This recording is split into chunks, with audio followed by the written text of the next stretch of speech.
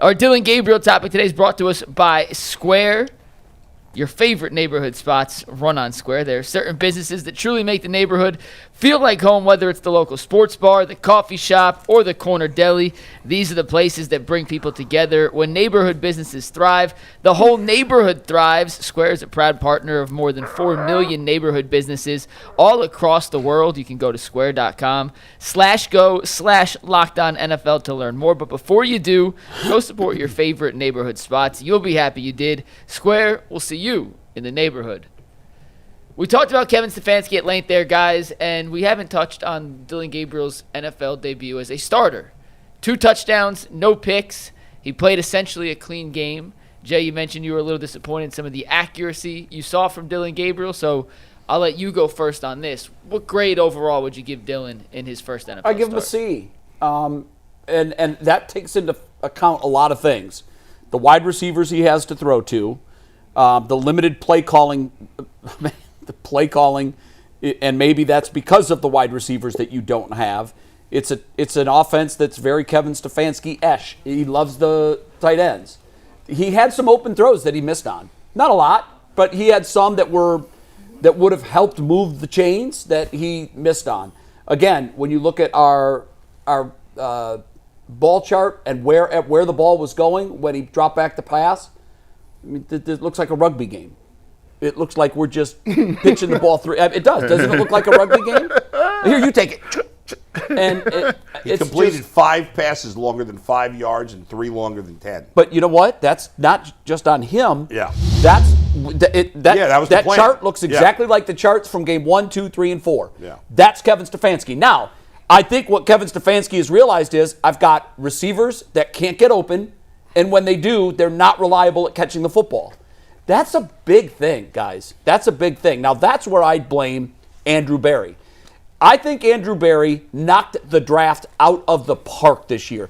I would love, Jay, if they were transparent and they actually pulled back the curtain and let us know.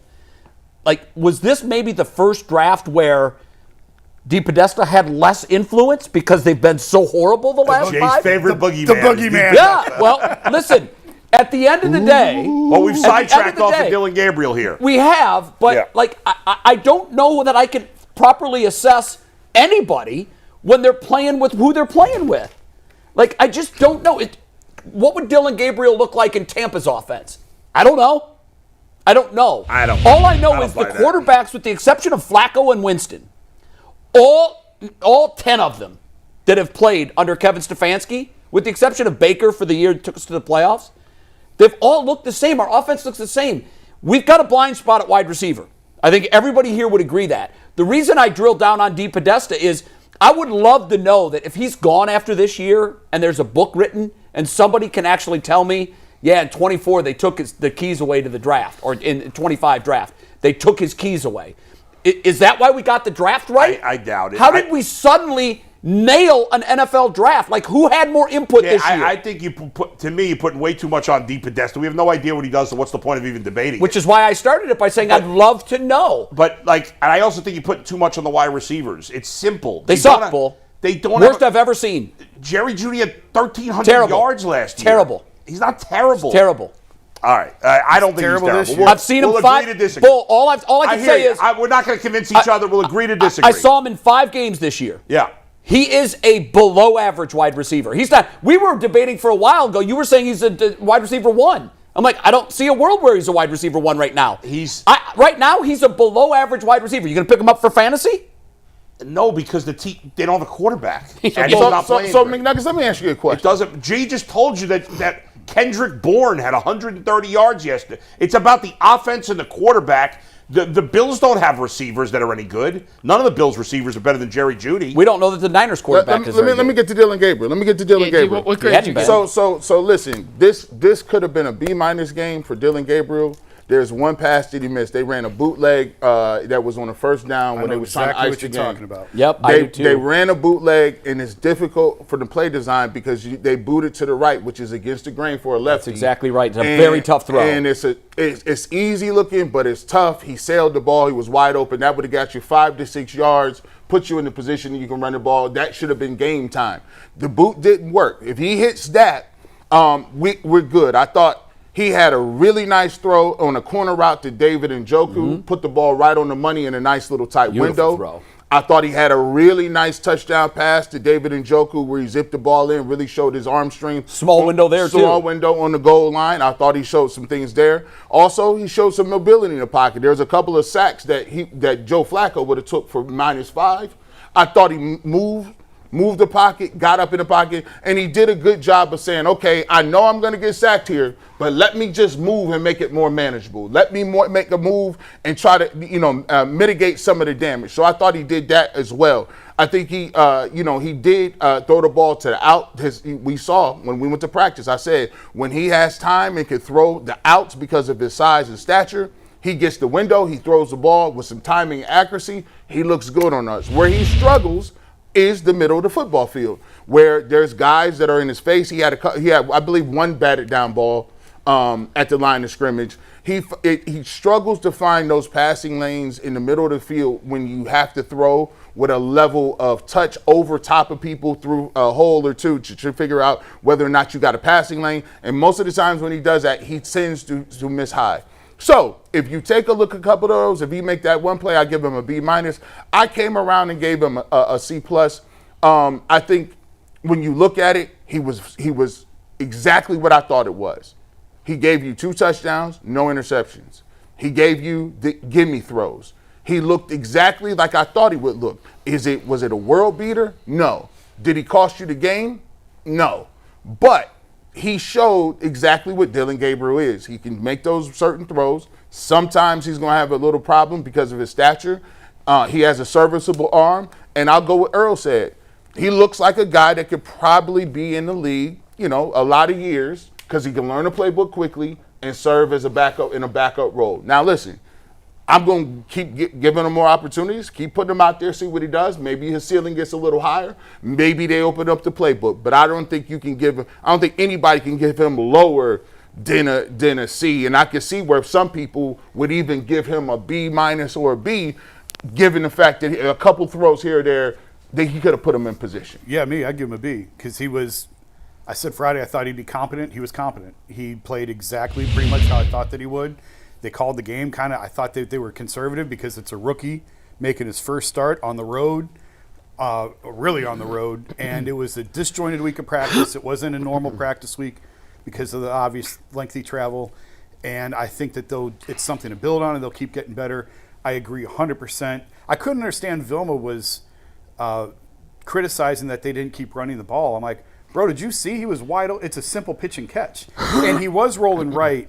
Baker, if memory serves. Baker did that really well. Baker loved going left. He loved it. So I think we just need more time with Dillon to see if he's comfortable going opposite, dominant, or not. Baker liked doing it so well that's not an easy throw for him either. No, but he felt comfortable doing it in part because he could swing his hips and get his shoulders square to the target. To be clear, I don't think Gabriel did that. Baker does have more arm talent than Dillon. Yeah, I would say that. Absolutely. So that's yes, he does. does. But Dillon has enough to be an NFL quarterback. Yes. But he totally missed the throw. It's an it's an easy pitch and catch. It is. And Njoku's probably got 8 yards on that, 6 to 8 yards. Yep. And now you're looking at 2nd and 2. It changes everything. Game time. It does. So, but otherwise, he missed a couple throws. I'm not surprised. He had the one tipped. We talked about on Friday. I'm not worried so much if he gets a ball batted down. It's the tips that turn into 50-50 balls. He had one of those. He's lucky it sailed out of bounds. Otherwise, it would have been a pick. That's what you have to worry about with him. I was actually surprised they didn't move the pocket as much as I thought that they would. There was a lot of just stand back in the pocket and let it rip. Right. I didn't expect to see that. I thought it was going to be a lot more boots and rollouts than what it was. I think that will continue the longer Were you surprised? We thought I'd said we showed his numbers against the blitz in college, and I said I hope they blitzed him, and I think Bull said, "Oh, he's going to see the blitz." They didn't blitz him at all. They did. I think late in the game was the only time they blitzed him. They sent 4 just about every play in my mind. Yeah. Mike, let me ask you this question. Shoot. Is the question, what scale are we using to grade him? Because if we're grading him just on a quarterback scale, I don't know how we're giving a B to a guy who did not look like an NFL starting quarterback. Well, we both had him in a C. He didn't look like an NFL. He threw not a starting NFL quarterback. I mean, I'm gauging him. It's his first start, too. I'm gauging him on who he is. Is that the gauge, Mike?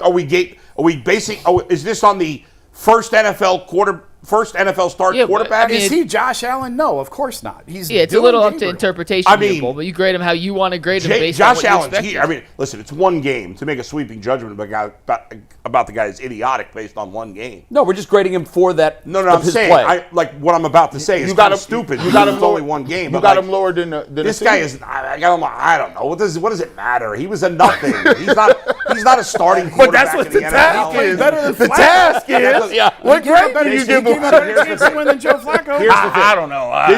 This is what we. It's just like when people say, "Well, Stefanski's better than all the other quarterbacks." The goal is not to be better than Joe But Flacco. what do you have to pick from? You have Joe Flacco, Dillon Gabriel, Shedeur Sanders, and Bailey Zappi. Okay. That's what you Jason, have to pick all from. I'm saying is, I watched this guy. Did you see a starting NFL quarterback in this guy? No, I said last week, Okay, he's that's all not I'm going to be saying. the answer for the next 10 years. So why'd you draft him in the third round? Well, that's an excellent question. I don't agree with draft that. backups in the third round. I'll You could have also taken say a tackle in the third I'll round also that you say desperately need I right think now. it could be a little early after one start. course to it's say early. It's he's freaking not, insane that- Yeah, but you're saying he's not going to be a starting quarterback in the NFL. I'm giving an opinion. I think it's unlikely. So, Yeah, so I think let me answer this. I think what we'd like you to give him the grade on is as a first-time starting NFL So as a quarterback. first-time starting quarterback, it's a nice C. It's I fine. think that's right. As a first-time. Cole, I thought you nailed it in your shotgun comments.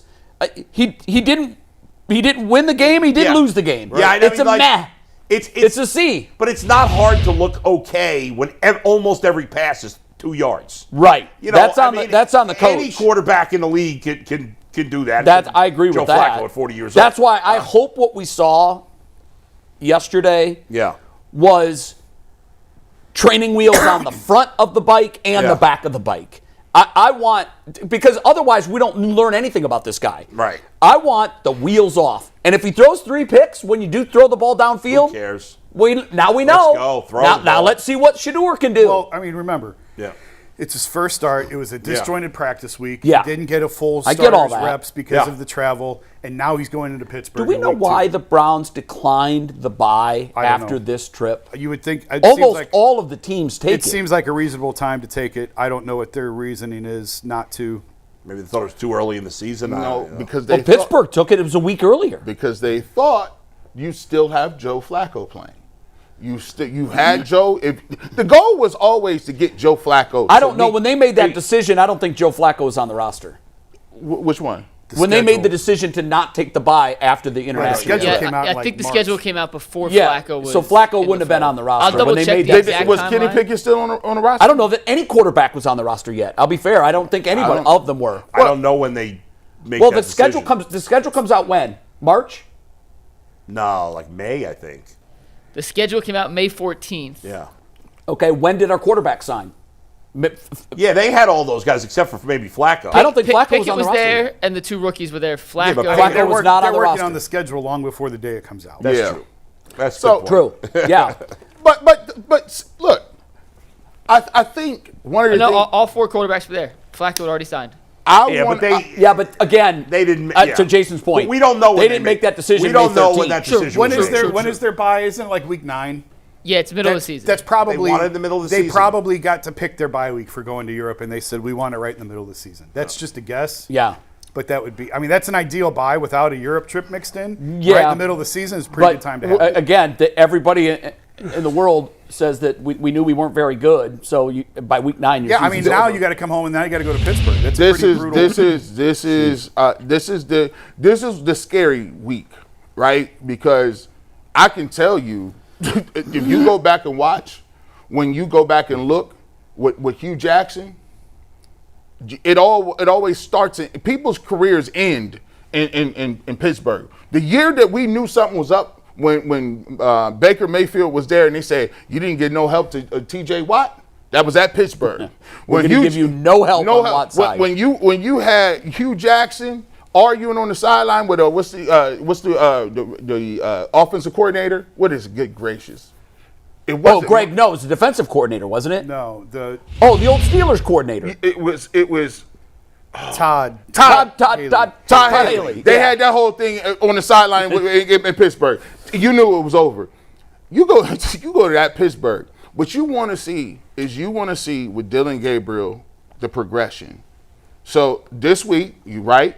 I always like to say, I'm going to give you grace, right? I'm going to give you grace because I want to be fair. I want you to tell me, G. Bush, you're out of pocket. You didn't give him all right, you was a rookie. You went to London. I want to see the progression from this week, right? So now I want to see what the playbook looks like. You got to open it up, Bull. If you throw in 3 interceptions. That's what I say, too. If you want to throw 3 picks. Yeah. Go ahead. Let's go. But all this stuff. Next. But you're not going to do no smoke screens where you come out here with this same dump it in the flats playbook and be like, oh, well, yeah, no. Go ahead and get him ready. He's played all these football games, right? 60-some games. You need it. I always say on this thing, you know if you got a quarterback, if you can complete passes 10, 15 yards to 25 yards. It's the intermediate game. All that rest of that stuff is rec league stuff. Anybody in rec league can hit that. 15 to 25 is where you make your money at. I want to see it. We don't throw those passes. Well, for the record, Wentz and Gabriel had the almost identical ADOTs yesterday. Average depth of target. Wentz and Gabriel is identical. Well, in fairness, Jay, that's the league now. Wentz was 6.8. Gabriel was 6.5. Yeah, that's the league. But he had 2 throws. The one throw to Addison for the touchdown, right on money, touchdown. The Jefferson back shoulder in the middle of the field, terrific throw, and another one on the sideline. Those are the things that separate you. It was a great throw by Wentz, but a great catch by Jefferson. If you have Justin Jefferson, you can throw. You can throw it up there. He's down there somewhere. Yeah.